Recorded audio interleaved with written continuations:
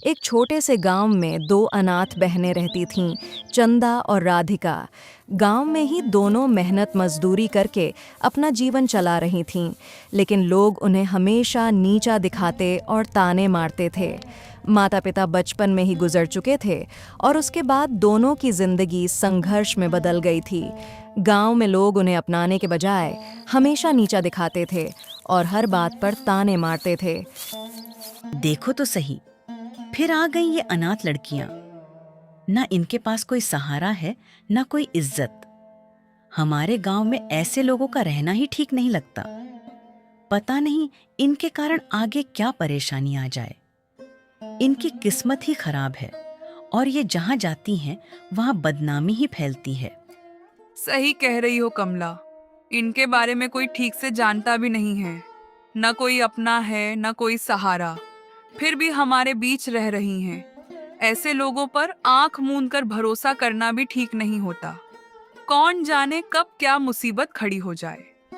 राधिका कुएं से पानी भरकर घर लौट रही थी। लोगों की बातें उसके कानों में गूंज रही थीं, लेकिन वह चुप थी। उसकी आंखों में दर्द था, पर वह अंदर ही अंदर सब सहती जा रही थी।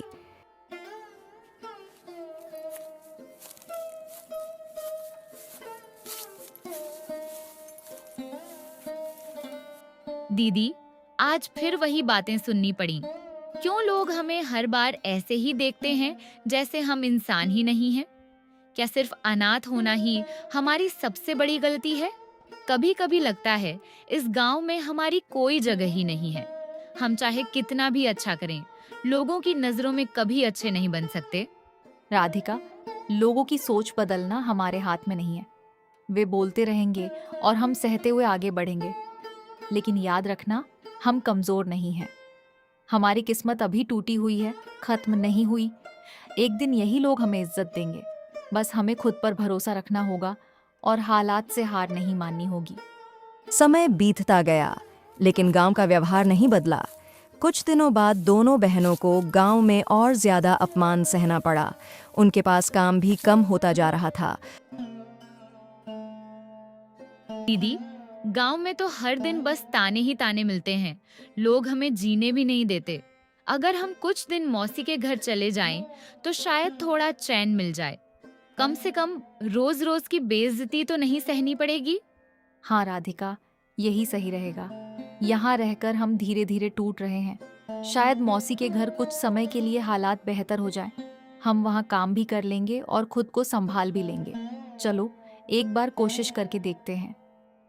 गांव में लगातार मिल रहे तानों और अपमान से परेशान होकर चंदा और राधिका ने सोचा कि कुछ समय के लिए मौसी के घर चला जाए। उन्हें लगा वहां शायद थोड़ा सुकून मिलेगा और लोग कम ताने देंगे। राधिका, चाहे जो हो जाए, हम साथ रहेंगे। अगर वहां भी मुश्किलें मिली तो उनका सामना भी साथ मिलकर करेंगे। हमारे पास एक दूसरे के अलावा कोई नहीं है। दीदी, माँ पिताजी के जाने के बाद आपने मुझे हमेशा एक बच्चे की तरह संभाला है। हर मुश्किल में मेरा साथ दिया है और कभी अकेला महसूस नहीं होने दिया।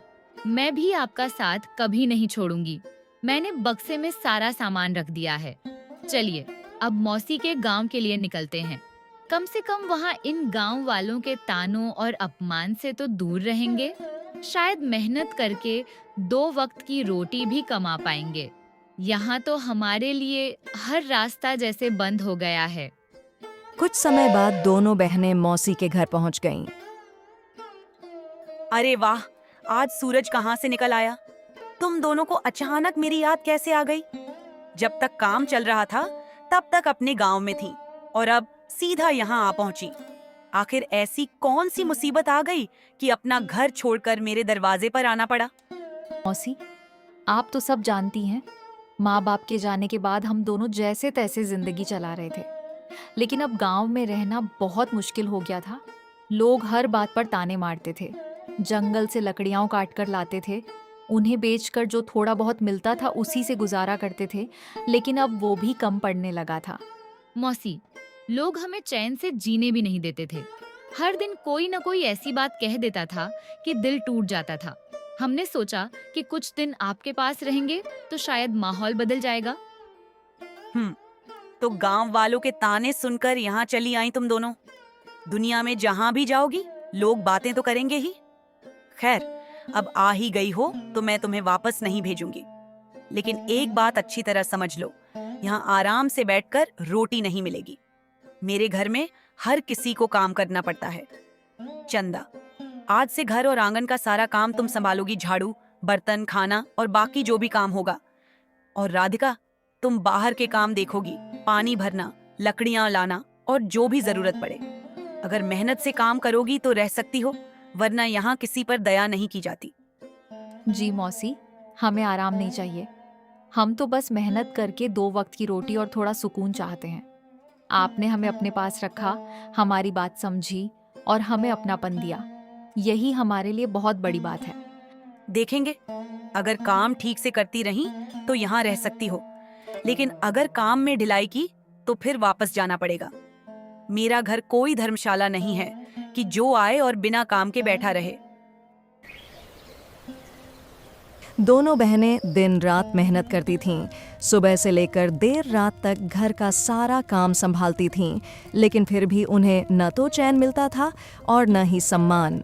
यह घर उनके लिए एक और संघर्ष का मैदान बन चुका था, जहां हर दिन नई मुश्किलें उनका इंतजार करती थीं। फिर भी उनके दिल में उम्मीद जिंदा थी कि एक दिन हालात जरूर बदलेंगे। दीदी, यहाँ भी वैसा ही लगने लगा है जैसा गांव में था। शायद हम कहीं भी जाएं, हमारे लिए ताने ही तय हैं। मुझे डर लगने लगा है कि आखिर हमारी गलती क्या है। समझ नहीं आता कि हम जहाँ जाते हैं लोग हमसे नफरत क्यों करने लगते हैं। राधिका, हम कहीं गलत नहीं हैं। बस हालात हमारे खिलाफ हैं। लेकिन एक दिन सब ठीक होगा।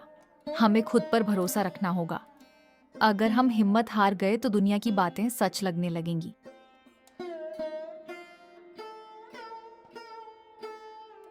धीरे धीरे घर का माहौल बदलने लगा। लक्ष्मी मौसी की बेटी चंदा और राधिका की सुंदरता से जलने लगी थी। जहां दोनों बहनें साधारण कपड़ों में भी बेहद सुंदर लगती थीं, वहीं लक्ष्मी को लगता था कि लोग उसकी जगह उनकी तरफ ज्यादा ध्यान देने लगे हैं। यही बात धीरे धीरे उसके मन में ईर्ष्या और नफरत बनकर बैठ गई। अब हर छोटी छोटी बात पर वह दोनों बहनों को नीचा दिखाने और गलत साबित करने की कोशिश करने लगी। राधिका, चंदा, मेरी तरह सुंदर बनने की कोशिश मत किया करो। जितना भी सज संवर लो, मेरी बराबरी नहीं कर पाओगी। भगवान ने सबको एक जैसी सूरत नहीं दी होती। और हाँ, मेरे घर आई हो तो जरा संभल कर रहा करो। कहीं लोग तुम्हें देखकर ये ना सोच लें कि तुम मेरी रिश्तेदार हो। लक्ष्मी, हमें तुम्हारी बराबरी नहीं करनी। हम जैसे हैं वैसे ही ठीक हैं। हम तो बस यहाँ कुछ दिन चैन से रहने आए हैं। अगर हमारे आने से तुम्हें बुरा लगा हो तो माफ कर देना, लेकिन हमें बार बार नीचा मत दिखाओ। हाँ लक्ष्मी, हम न तो तुमसे सुंदर बनने की कोशिश कर रहे हैं और न ही किसी से मुकाबला। हम तो बस अपनी जिंदगी की परेशानियों से लड़ने की कोशिश कर रहे हैं। लक्ष्मी के मन में एक नई चाल जन्म ले चुकी थी। वह समझ गई थी कि अगर उसे चंदा और राधिका को इस घर से निकलवाना है तो सिर्फ डांट फटकार या अपमान से बात नहीं बनेगी। अब उसे माँ के कान भरने होंगे। माँ, आपने ध्यान दिया है? ये दोनों जहां भी जाती हैं, लोगों की नजरें बस इन्हीं पर टिक जाती हैं। गांव की औरतें भी इनकी तारीफ करती रहती हैं और लड़कियां भी इनसे बातें करने के बहाने ढूंढती हैं। ऐसा लगता है जैसे इस घर में मेरी कोई अहमियत ही नहीं रह गई हो। पहले लोग मेरी सुंदरता की बात करते थे, लेकिन अब हर जगह बस चंदा और राधिका की चर्चा होती है। मुझे इन दोनों का यहाँ रहना बिल्कुल अच्छा नहीं लग रहा। अगर ये यहीं रही तो एक दिन सब लोग इन्हीं की बातें करेंगे और मुझे कोई याद भी नहीं रखेगा। मैं भी सब देख रही हूँ। लोग इन दोनों की बातें ज्यादा करने लगे हैं।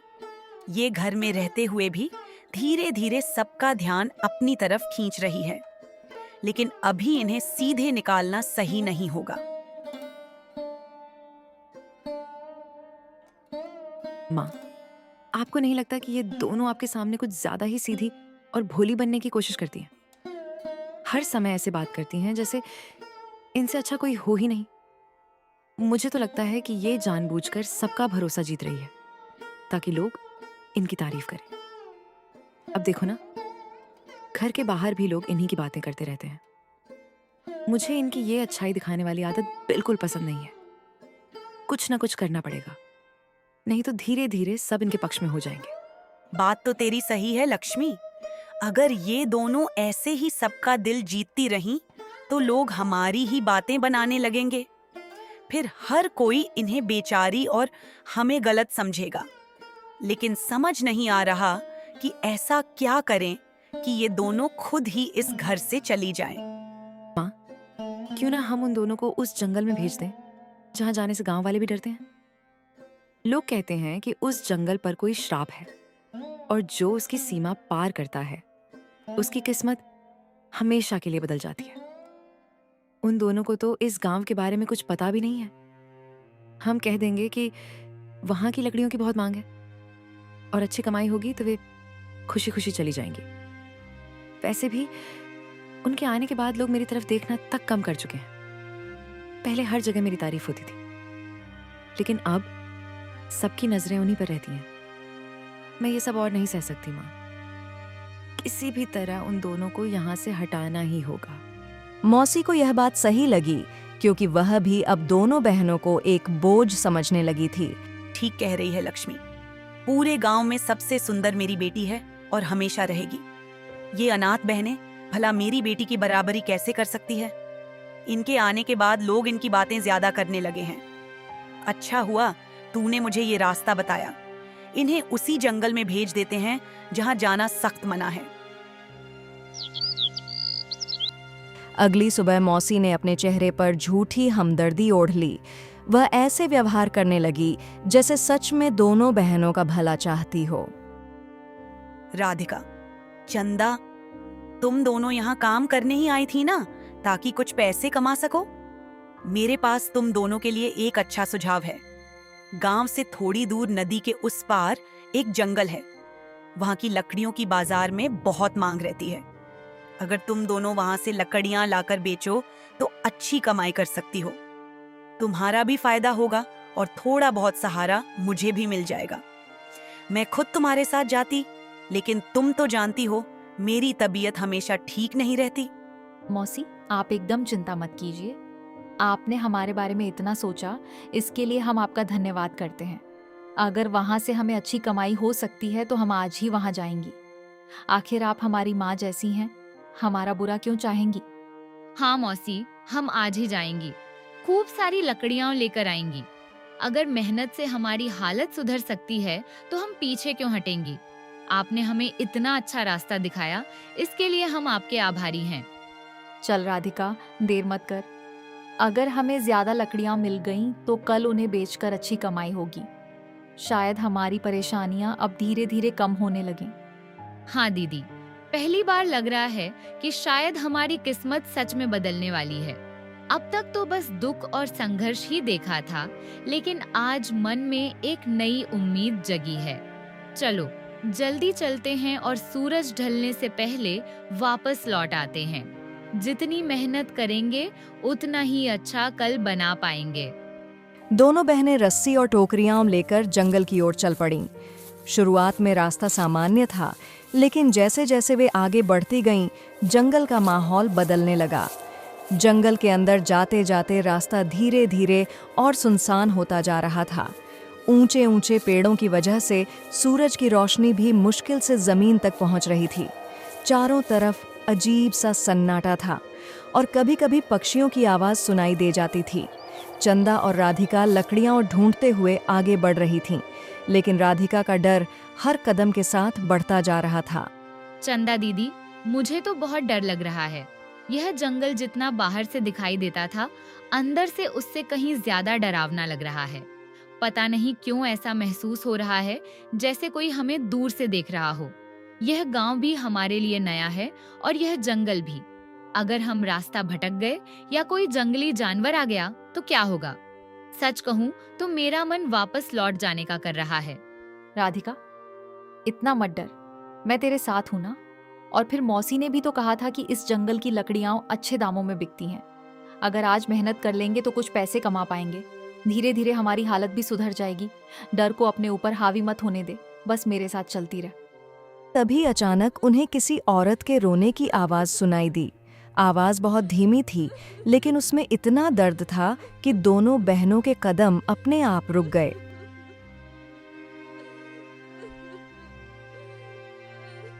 दीदी, आपने सुना? कोई रो रहा है। मुझे तो और भी डर लगने लगा है। हाँ, मैंने भी सुना, लेकिन आवाज किसी मुसीबत में फंसे इंसान की लग रही है। अगर सच में किसी को मदद की जरूरत है तो हम उसे ऐसे छोड़ नहीं सकते। चल देखते हैं। दोनों बहनें हिम्मत करके आवाज की दिशा में बढ़ने लगीं। कुछ दूर जाने के बाद उन्हें एक पुरानी गुफा दिखाई दी। गुफा के अंदर एक औरत जमीन पर बैठी हुई थी। वह बहुत कमजोर और डरी हुई लग रही थी। अरे, आप कौन हैं और यहाँ इस हालत में क्यों बैठी हैं? आपको देखकर लग रहा है जैसे बहुत दिनों से आपने ठीक से खाना भी नहीं खाया। हे भगवान, आखिर कोई तो यहाँ तक पहुँचा। मुझे यकीन नहीं हो रहा कि कोई मुझे देख भी सकता है। मैं तो उम्मीद ही छोड़ चुकी थी। लेकिन आप ऐसी बातें क्यों कर रही हैं? और आप यहाँ अकेली क्या कर रही हैं? मैं पिछले 20 सालों से इस गुफा में कैद हूँ। आज तक कोई मेरे पास नहीं पहुँच पाया। ये कैसे हो सकता है? अगर आप यहाँ थीं तो आपके घर वाले आपको ढूंढने नहीं आए? आए थे बहन, बहुत बार आए थे। मेरे पिता ने पूरे राज्य में मुझे खोजने के लिए सैनिक भेजे थे। गांव के लोग भी आए थे, लेकिन इस गुफा तक कोई पहुंच ही नहीं पाता था। लोग जंगल में आते थे, मेरी आवाज़ सुनने की कोशिश करते थे, लेकिन न उन्हें मेरी आवाज़ सुनाई देती थी और न यह गुफा दिखाई देती थी। यह तो बहुत अजीब बात है। आखिर आप हैं कौन? मैं रामपुर राज्य के राजा विकास सिंह की पुत्री राजकुमारी देवयानी हूँ। चंदा और राधिका दोनों हैरान रह गईं। उन्हें यकीन ही नहीं हो रहा था कि उनके सामने एक राजकुमारी बैठी है। लेकिन फिर आप इस हालत में यहाँ कैसे पहुँच गईं? आज से 20 साल पहले मैं अपनी कुछ सहेलियों के साथ इस जंगल में घूमने आई थी। उस समय मैं बहुत घमंडी थी। मुझे अपनी सुंदरता और अपने राजघराने का बहुत अभिमान था। इसी घमंड में मैंने एक बहुत बड़ी गलती कर दी। कैसी गलती? इस जंगल में एक ऋषि तपस्या कर रहे थे। मेरी सहेलियों ने मुझे उनसे दूर रहने को कहा था, लेकिन मैंने उनकी बात नहीं मानी। मैंने मजाक मजाक में उनकी तपस्या भंग कर दी। मेरी सहेलियां डर कर भाग गईं, लेकिन मैं वहीं खड़ी रही। फिर आर्षि बहुत क्रोधित हो गए होंगे। जब उन्होंने अपनी तपस्या भंग होते देखी होगी, तब आपने उनसे माफी मांगने की कोशिश की होगी ना? हाँ, उन्होंने अपनी आंखें खोलीं और मुझे श्राप दे दिया। उन्होंने कहा कि मैं इस जंगल से कभी बाहर नहीं निकल पाऊंगी। कोई मुझे देख नहीं पाएगा और कोई मेरी मदद नहीं कर पाएगा। यह सुनकर मेरे पैरों तले जमीन खिसक गई, लेकिन मैंने हार नहीं मानी। मैं उनके पैरों में गिरकर रोने लगी और उनसे क्षमा मांगने लगी। फिर क्या उन्होंने आपकी बात सुनी? क्या उन्होंने श्राप से मुक्ति का कोई उपाय बताया? मैंने कहा कि मुझसे गलती हो गई। तब उन्हें मुझ पर दया आ गई। उन्होंने कहा कि वह अपना श्राप वापस नहीं ले सकते, लेकिन उन्होंने मुझे एक आशा दी। उन्होंने कहा कि अगर कोई सच्चे मन वाला इंसान जंगल के सबसे भीतर से काला फूल लाकर मेरे सिर पर रख देगा तो मैं इस कैद से मुक्त हो जाऊंगी। तो फिर आज तक कोई वह फूल लेकर क्यों नहीं आया? क्या उस फूल तक पहुंचना इतना कठिन है? क्योंकि वह फूल साधारण नहीं है। वह जंगल के सबसे खतरनाक हिस्से में खिलता है। उसकी रक्षा एक शक्तिशाली रक्षक करता है। उसे बल से नहीं हराया जा सकता। अगर कोई उससे लड़ने की कोशिश करे तो वह कभी सफल नहीं होता। दार्शी ने कहा था कि उस रक्षक को खुश करना होगा। अगर वह किसी इंसान के मन की सच्चाई और अच्छाई से प्रसन्न हो जाए, तभी वह अपने हाथों से काला फूल देता है। लेकिन आज तक कोई उसे खुश नहीं कर पाया। कुछ देर के लिए वहां सन्नाटा छा गया। चंदा सोच में पड़ गई, जबकि राधिका के चेहरे पर डर साफ दिखाई दे रहा था। राजकुमारी जी, मेरी माँ हमेशा कहती थी कि अगर किसी की मदद करने का मौका मिले तो कभी पीछे नहीं हटना चाहिए। मैं नहीं जानती कि मैं सफल हो पाऊंगी या नहीं, लेकिन मैं आपकी मदद करने की पूरी कोशिश करूंगी। मैं तुम्हें खतरे में नहीं डालना चाहती। मैंने 20 साल इंतजार किया है। कुछ दिन और कर लूंगी, लेकिन तुम्हें कुछ हो गया तो मैं खुद को कभी माफ नहीं कर पाऊंगी। मैं भी यही कह रही हूँ। मुझे ये सब ठीक नहीं लग रहा। हम किसी और तरीके के बारे में सोच सकते हैं। नहीं राधिका, अगर भगवान ने हमें यहाँ तक पहुँचाया है तो शायद कोई कारण होगा। और फिर राजकुमारी जी इतने सालों से इस गुफा में कैद हैं, अगर हम भी डर कर चले जाएं तो इनकी मदद कौन करेगा? तो मैं भी आपके साथ चलूंगी। मैं आपको अकेले कहीं नहीं जाने दूंगी। नहीं पगली, अगर हम दोनों पर कोई मुसीबत आ गई तो फिर राजकुमारी जी की मदद कौन करेगा?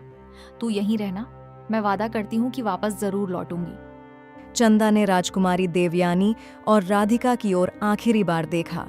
फिर वह गहरी सांस लेकर बिना डरे उस दिशा में बढ़ गई जहां काला फूल खिलता था। जैसे जैसे वह आगे बढ़ती गई, जंगल का रूप बदलने लगा। पेड़ और घने हो गए, चारों ओर सन्नाटा छा गया और पक्षियों की आवाजें भी गायब हो गईं। कुछ देर बाद वह जंगल के सबसे भीतरी हिस्से में पहुंच गई। तभी अचानक मौसम बदल गया। तेज हवाएं चलने लगीं, आसमान पर काले बादल छा गए और पेड़ों की शाखाएं जोर जोर से हिलने लगीं। चंदा समझ गई कि वह काले फूल के बहुत करीब है। तभी उसकी नज़र उस दिव्य पुष्प के पास खड़े एक विशालकाय रक्षक पर पड़ी। वह चट्टान की तरह अडिग खड़ा था, मानो सदियों से उसी फूल की रक्षा कर रहा हो। अरे लड़की, तेरी हिम्मत कैसे हुई यहाँ आने की? सदियों से इस जगह पर किसी इंसान ने कदम रखने की हिम्मत नहीं की। क्या तुझे अपनी जान की परवाह नहीं है? लौट जा, अभी भी समय है, क्योंकि जो यहाँ तक पहुँचते हैं वे अक्सर वापस नहीं लौटते। अगर मुझे अपनी जान की ही चिंता होती तो मैं यहाँ तक कभी नहीं आती। मैं किसी खजाने या शक्ति की तलाश में नहीं आई हूँ।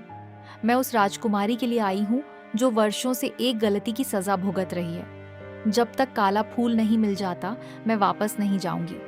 बड़ी बड़ी बातें करने वाले बहुत आए थे।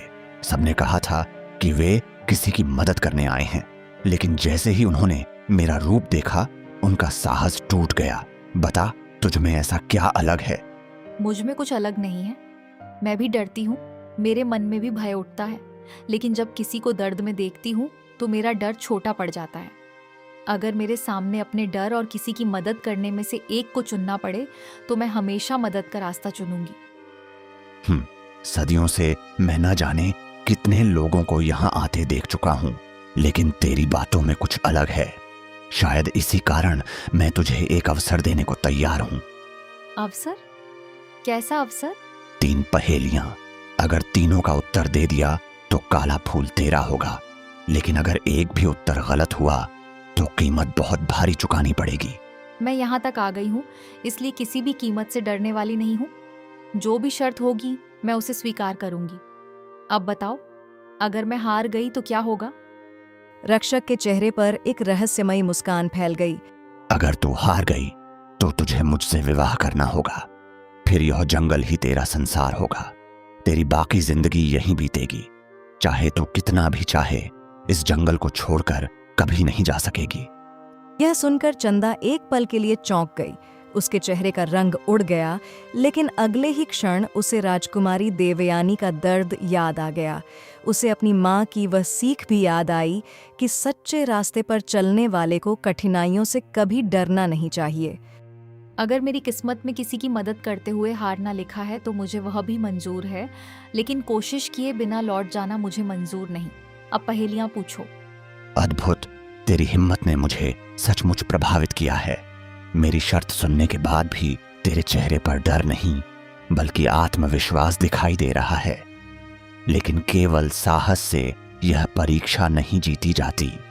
इसके लिए तेज बुद्धि और धैर्य की भी आवश्यकता होती है।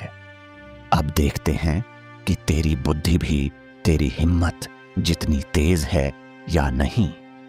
उधर राधिका बहुत परेशान थी। उसका मन बार बार अपनी दीदी की चिंता से बेचैन हो रहा था। हर पल उसे यही डर सता रहा था कि कहीं उसकी दीदी किसी मुसीबत में तो नहीं पड़ गई है। राजकुमारी जी, मेरी चंदा दीदी ठीक ठाक और सुरक्षित होंगी ना? मेरा उनके अलावा कोई नहीं है। वो मेरी माँ जैसी हैं। अगर वो जल्दी वापस नहीं आई तो मैं उन्हें खोजने के लिए खुद निकल जाऊंगी। मुझे भी बहुत चिंता हो रही है। बस यही दुआ है कि सब ठीक हो। अगर तुम्हारी बहन को कुछ हो गया तो मैं खुद को कभी माफ नहीं कर पाऊंगी। अब सवाल यह था कि क्या चंदा उन 3 पहेलियों का सही जवाब दे पाएगी या फिर उसे मजबूरी में राक्षस से शादी करनी पड़ेगी? क्या अपनी बुद्धि और साहस के बल पर वह इस मुसीबत से बाहर निकल पाएगी या फिर उसकी किस्मत उसे हमेशा के लिए राक्षस के बंधन में बांध देगी? इन सभी सवालों के जवाब अब भी रहस्य बने हुए हैं।